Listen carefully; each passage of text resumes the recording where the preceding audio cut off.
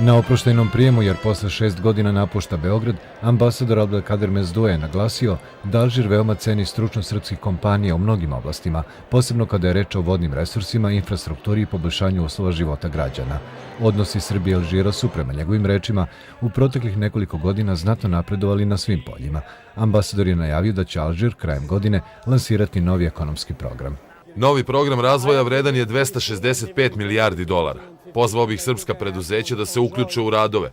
Ovaj program od 2015. do 2019. godine biće usmeren prvenstveno na izgradnju stanova, stadiona, železnice, puteva i vodoprivrede.